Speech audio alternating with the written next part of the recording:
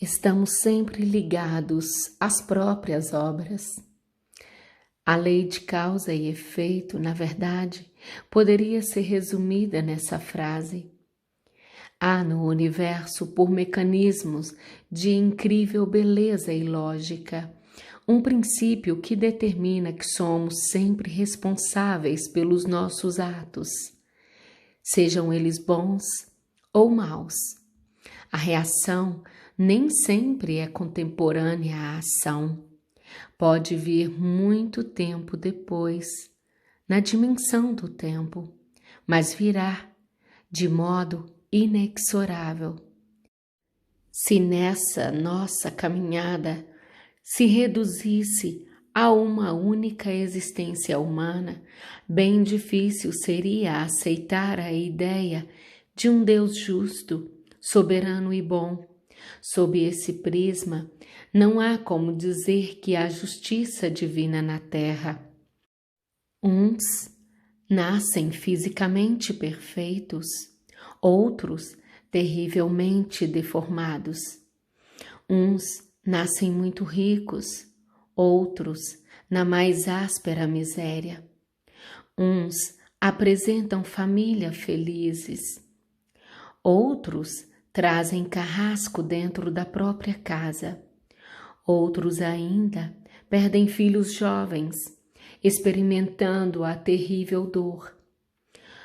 Só mesmo a lei de causa e efeito, traduzindo justiça divina, faz com que cada um assine o próprio destino. A linha do ontem se projeta no hoje, definindo circunstâncias, tarefas, aflições. Quem fez o mal constatará decepcionado que o mal não ficou esquecido ou apagado, que a consciência culpada se prolonga no tempo, exigindo a limpeza.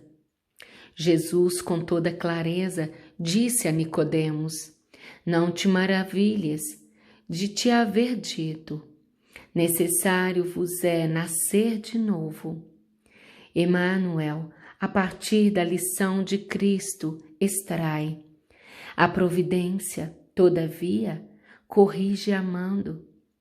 Não encaminha os réus a prisões infectadas e imundas.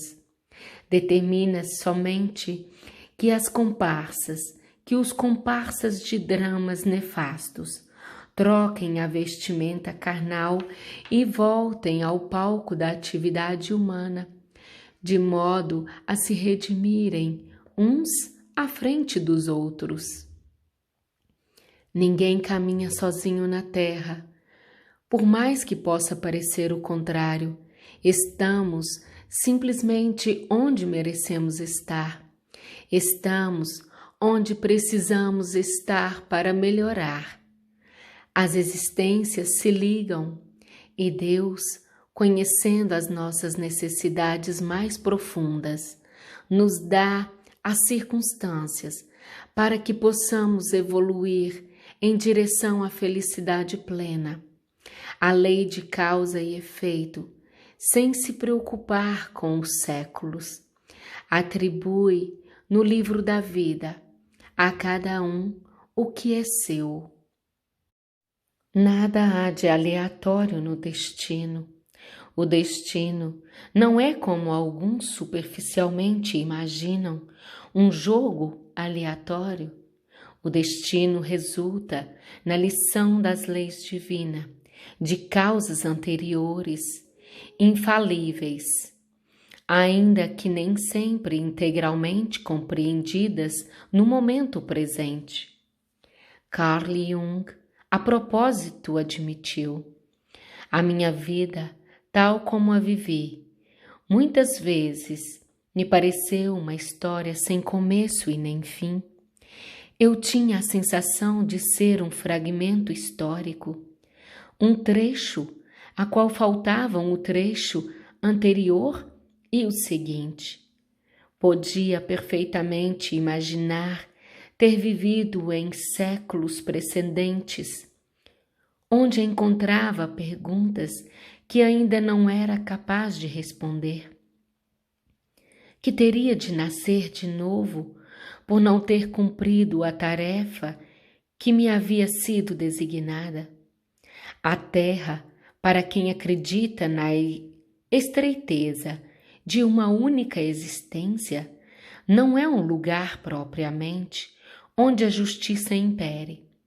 Qualquer ser humano pode apontar, não um, mas vários exemplos de fatos que considera, na expectativa de que a vida começa e acaba na Terra, profundamente injusto. Acontece que, ao nosso modo de ver, por enquanto, os fatos não aparecem em sua integralidade. Vemos partes muito pequenas deles. Nossas lentes estão cheias do momento presente. Só enxergamos a parte ínfima do passado. Os acontecimentos futuros nos escapam. Por isso, vemos injustiças, inocentes sofrendo, malfeitores escapando impunes. Ninguém fere alguém sem ferir a si próprio. Nossas dificuldades de hoje estão onde falhamos ontem. Assim, seremos maltratados se maltratarmos. Seremos traídos se trairmos. Sofreremos se fizermos alguém sofrer. É bastante comum que nos sintamos vítimas das pessoas ou das situações. Essa atitude, além de inútil, é falsa. Miramês, por exemplo, recorda que ficarmos a interrogar os outros sobre o porquê dos golpes que levamos, nos achando injustiçados, é perder tempo. Porquanto não existe injustiça no mundo. Somos nós quem escrevemos as dores em nosso próprio destino. Também somos nós, com nossas atitudes de hoje, que decidimos como será nossa vida amanhã. Somos sempre livres para plantar. Somos livres para agir como quisermos. Nem sempre nos damos conta disso. Entretanto, que a nossa existência física corre ligeira para o calendário, e cedo ou tarde partiremos daqui. Quando partirmos, levamos apenas nossas condutas, isto é, aquilo que fizemos para nós mesmos e para os outros. Ao voltarmos à Terra nas próximas existências, receberemos inevitavelmente os reflexos, bons ou maus, da nossa conduta de agora. Quem, por exemplo, semeia o mal hoje, experimentará o retorno amanhã, em ódios que não querem acabar, perseguições cruéis, ou mesmo usando corpos que já nascem marcados por terríveis problemas físicos. A vítima de hoje é o culpado de ontem. Escondidos pelos séculos, dramas ocultos se desenrolam.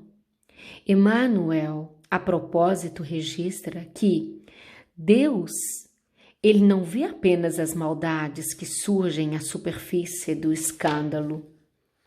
Conhece o mecanismo sombrio de todas as circunstâncias que provocaram um crime.